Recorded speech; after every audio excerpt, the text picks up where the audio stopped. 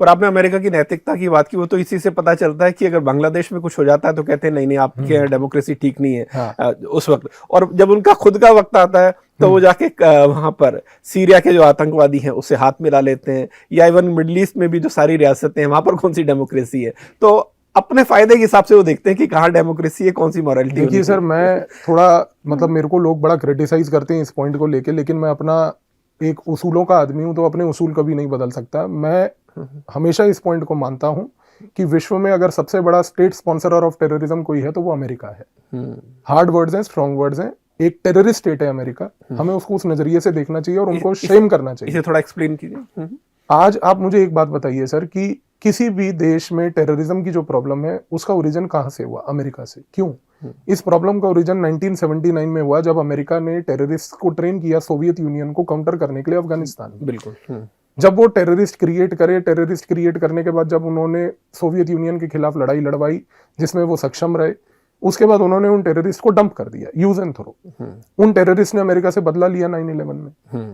आप विश्व की कोई भी टेररिस्ट संगठन को देख लीजिए, it is always backed by the CIA। तो आज CIA कैसे ये काम करवा रही है? अच्छा, दूसरी चीज आप मुझे एक बताइए, अभी 2014 में डॉक्टर अबू बकर अल बगदादी जो है उसने एक संगठन बनाया था Islamic state in Iraq and Syria, ISIS नाम का। बिल्कुल। ये जो आईसिस नाम का संगठन था, आज अगर आप जितनी किताबें आईसिस को लेके पढ़ते हैं वो कहते हैं कि आईसिस जो है ऑनलाइन प्रोपोगेंडा करता है। सर, आज अगर आप एक ट्वीट लिख देते हैं ट्रंप के खिलाफ तो आपका वीजा अमेरिका में रिजेक्ट हो जाएगा।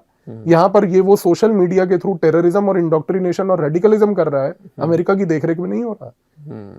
मैं सिर्फ एक ही चीज को मानता हूं सर, हमें अमेरिका की दलाली करने के बजाय ना, we have to come to the point कि हमें अमेरिका को बताना है कि तुम्हारी औकात और असलियत क्या है।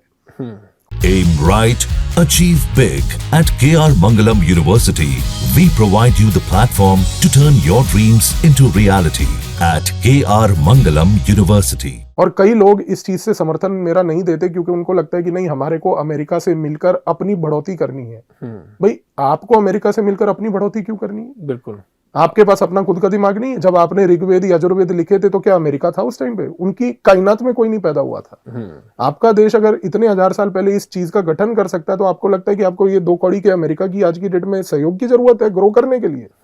ये वो लोग बात करते हैं जिनके वेस्टेड इंटरेस्ट है अमेरिका में, जिनको अपने बच्चों को अमेरिका में सेटल करना है और खुद रिटायरमेंट के बाद सेटल होना है। और ये वो लोग बात करते हैं जिनको अमेरिका की कंपनियों से किकबैक लेके धंधे और पैसे कमाने। तो ये गुमराह करने के चक्कर में है। बिल्कुल। आज आप अमेरिका की हर एक बड़ी कंपनी को देख लीजिए, उसका CEO आज की डेट में इंडियन है। बिल्कुल। ये हमारी दुर्भाग्य है इस देश का कि वो CEO वहां जाकर वो उस कंपनी का CEO बन सकता है, लेकिन हमारे यहाँ पर रह के हमारी कंपनी नहीं बना सकता। तो सर, अमेरिका को इतना भाव देने की आवश्यकता नहीं है। It is a terrorist state, it has to be called out as a terrorist state. बिल्कुल। जब तक हम अमेरिका को इस लेवल पर लाके नहीं बात करेंगे तब तक ये ग्लोबल टेररिज्म की प्रॉब्लम सॉल्व नहीं होने वाली है। बिल्कुल। और अमेरिका को लेकर जो आपने बताया, जो आपका सेंटिमेंट है, बहुत सारे लोगों से शेयर भी करते हैं। आप मुझे ये बताइए कि अभी जो ये पूरा इंडिया पाकिस्तान का कॉन्फ्लिक्ट हुआ, उसके बाद ट्रंप इतना किस बात से चिढ़ गए? जैसे हमने देखा, पहले तो उन्होंने जब वो ट्वीट किया तो उन्होंने भारत और पाकिस्तान को एक साथ लेकर आए। फिर हमने देखा कि जब इसकी बात आई, इसकी एप्पल आईफोन बना रहा था, तब उन्होंने बीच में डंगा डाला। फिर रेमिटेंस जो टैक्स था 5% उन्होंने वो लगाने की बात की। अब यूनिवर्सिटी स्टूडेंट्स हैं, उनके वीजा पर भी बात कर रहा है। और कहीं ना कहीं ऐसा लगता है कि वो इंडिया को कुछ टारगेट करने की कोशिश कर रहा है। किस बात से चिड़े हुए हैं ट्रंप? ट्रंप अकेला नहीं चिढ़ा हुआ है, अमेरिका चिढ़ा हुआ है। ट्रंप आज है कल नहीं होगा। अमेरिका की सोच को समझिए। अमेरिका ये चीज नहीं चाहता है कि भारत ग्रो करे। अमेरिका ये चीज नहीं चाहता है कि एक मल्टीपोलर वर्ल्ड में जो हम मानते हैं कि कल को भारत एक पोल बनकर, एक शक्ति बनकर उभरे। मैं हर बार ये बात कहता हूं कि जितना आप इस बिलीफ में मानते हैं कि अमेरिका आपके हित के लिए काम कर रहा है, आपको एक दिन समझ आएगा कि उससे बड़ा धोखेबाज पूरे वर्ल्ड में कोई नहीं था। बिल्कुल। अमेरिका के साथ आज की डेट में कोई नहीं खड़ा है। कोई नहीं खड़ा है का मतलब ये है कि कोई एक ऐसा देश बोलिए या बताइए जो ये कहता है कि नहीं, अमेरिका जैसा नैतिकता मानने वाला देश से बढ़कर कोई देश नहीं है। कोई बोलेगा नहीं ये बात, क्योंकि अमेरिका का उद्देश्य ये है कि दूसरों को लड़वाते रहो, दूसरों को कमजोर करते रहो, दूसरों को टारगेट करते रहो। अगर लड़ाई नहीं करवा सकते तो अलग तरीके से उसको काउंटर करो ताकि वो मेरे बराबर में आके खड़ा ना हो, बस। ये तो उसने शुरू से किया। ये उसने शुरू से किया है। तो अमेरिका नहीं चाहता है कि आप बढ़ें जीवन में, अमेरिका नहीं चाहता है कि आप जो है विकसित भारत की ओर बढ़े, वो नहीं चाहता है कि आप जो है एक शक्ति बनकर उभरें विश्व में।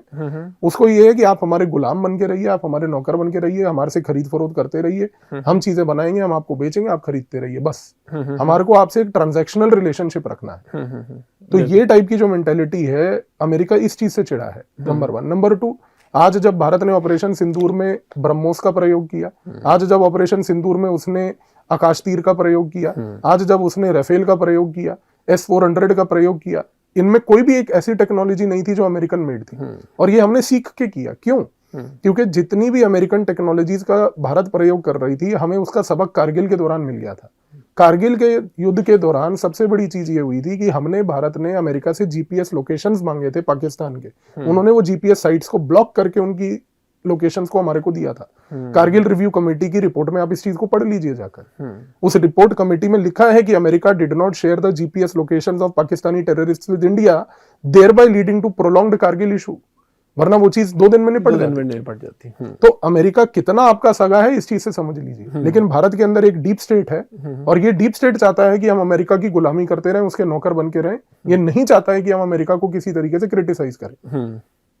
तो जब तक हम इस मेंटालिटी को नहीं समझेंगे, और जब तक हमारी सरकार जो इस पूरे डीप स्टेट का हिस्सा जो है, जिसमें ये लोग किकबैक लेके अपना स्वार्थ देखते हैं, जब तक ये नहीं रिकॉग्नाइज करेंगे, तब तक हम इस चीज से बाहर नहीं आ पाएंगे। बहुत अच्छी बात आपने प्रवनीत जी की, लेकिन इससे सवाल ये भी निकलता है, कुछ लोग कहते हैं कि भारत इस चीज को रियलाइज क्यों नहीं करता। मैं अगर चाइना को भी बीच में लेकर आऊंगा, कुछ लोग ये कहते हैं कि चाइना को भी ऑब्जेक्शन भारत को लेकर इसलिए कि अमेरिका तुम्हें हमारे खिलाफ इस्तेमाल करता है, क्वाड का भी मेंबर बना है, लेकिन उस क्वाड की असल में हैसियत क्या है या क्वाड का रोल क्या है, वो तो इस कॉन्फ्लिक्ट में दिख ही गया। क्वाड का कौन सा मेंबर है जो भारत के साथ खड़ा दिखा, या चाइना भारत के साथ आमने सामने जो भारत को करने की कोशिश करता है, वो भी भारत उसमें एक टूल बनता है। आपको लगता है कि भारत को अपनी इस पॉलिसी को देखना चाहिए कि हमें बेवजह चाइना के खिलाफ नहीं देखना है? एक सिंपल सी चीज है कि अमेरिका जैसे देश का ऑब्जेक्टिव केवल एक है कि या तो भारत पाकिस्तान से लड़ता रहे, मैं उसको आर्म्स बेचता रहूं, जब पाकिस्तान से लड़ाई नहीं होगी तो उसको चाइना का डर दिखा के उसको आर्म्स बेचता रहूं।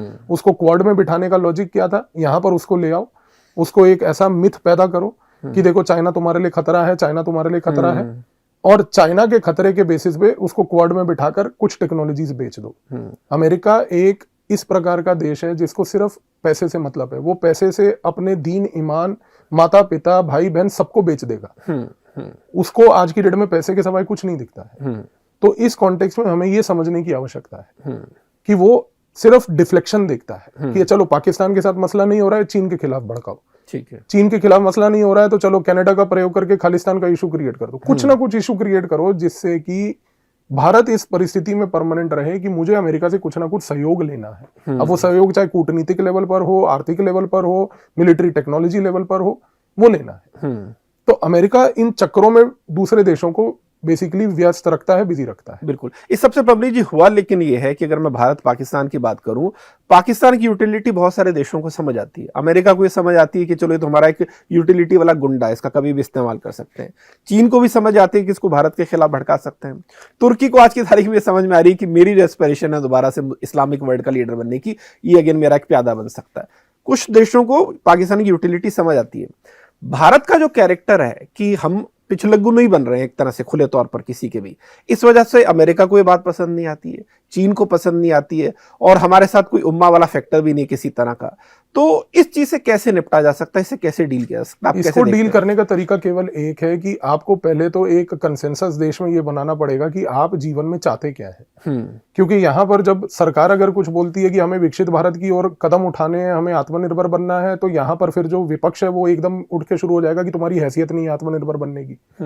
अब जब ये सत्ता पक्ष अगर कल को विपक्ष में बैठता है और विपक्ष सत्ता पक्ष में आती है, वो बोलते हैं कि हमें आत्मनिर्भर बनना है, तो फिर वो विपक्ष में बैठ के गाली गलौज करते हैं। हमारे देश की इमेच्योरिटी ये है कि हमारे पास एक पॉलिटिकल कंसेंसस ही नहीं है कि हम अपने देश को देखना चाहते कहाँ हैं। चाइना आज की डेट में कोई भी प्रोजेक्ट करता है तो वो प्रोजेक्ट का 50 साल का इम्प्लीकेशन सोच के करता है। अगर मैं ये हाईवे यहाँ से यहाँ बनाऊंगा तो अगले 10 साल, 15 साल, 20 साल, 30 साल, 40 साल, 50 साल क्या इंप्लीकेशन होगा। हम यहाँ पर एक फ्लाईओवर ये सोच के बनाते हैं कि अगले चुनाव में इस फ्लाईओवर बनाने के बाद मुझे एमएलए या एमपी बनाया जाएगा या नहीं। बिल्कुल। तो जब तक हम इस लिमिटेड मायोपिक माइंडसेट से बाहर नहीं आएंगे और एक राष्ट्र हित में बात नहीं करेंगे और एक नेशनल कंसेंसस बना के चीजों को नहीं देखेंगे, विदेश नीति में खास करके, अपनी आर्थिक नीति को खास करके अगर हम उस नजरिए से नहीं देखेंगे तो हम आगे नहीं बढ़ सकते। क्योंकि आप आगे बढ़ने की कोशिश करोगे आपको लोग नीचे ही खींचेंगे, और आपको दूसरे नीचे खींचने से ज्यादा आपको अपने अंदर के बैठे हुए सांप नीचे खींचेंगे। तो यहाँ पर ये कंसेंसस बिल्डिंग का कार्य कभी हुआ ही नहीं है। बिल्कुल। और आपने जो बात की उसका इससे बड़ा प्रमाण क्या हो सकता है कि चाइना का जो बेल्ट एंड रोड इनिशिएटिव है या ग्वादर पोर्ट पे वो जो कर रहा है, जैसे आज ही मैं एक रिपोर्ट पढ़ रहा था कि जो ट्रेन इन्होंने चाइना से ईरान के लिए शुरू की है, उसकी वजह से पहले जो 40 दिन लगते थे तेल आने में सी के रास्ते थे, वो सिर्फ 15 दिनों में आ जाएगा। ये एक विजन कोई तो बताता है।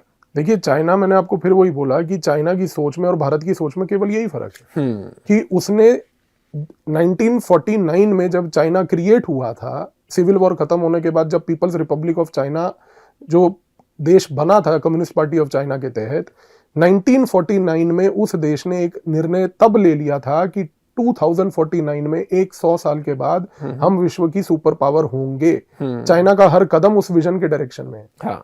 हम 1947 में बैठकर ये रोमांटिसिज्म कर रहे थे कि हम चलो जी भाईचारा बनाएंगे, फिर भाईचारे के बाद हम चलो जी अब देश तोड़ेंगे, फिर देश तोड़ने के बाद अब हमारी आर्थिक परिस्थिति खराब हो गई, अब हम विकसित भारत बनेंगे। आप करना क्या चाहते हो? आपकी आइडेंटिटी जब इतनी कमजोर है कि आपको खुद ही नहीं पता है कि आइडेंटिटी क्या है, और आपके पूरे देश में लोग उस आइडेंटिटी का समर्थन नहीं कर रहे हैं, तो ये एक बहुत बड़ा प्रॉब्लम है देश के लिए।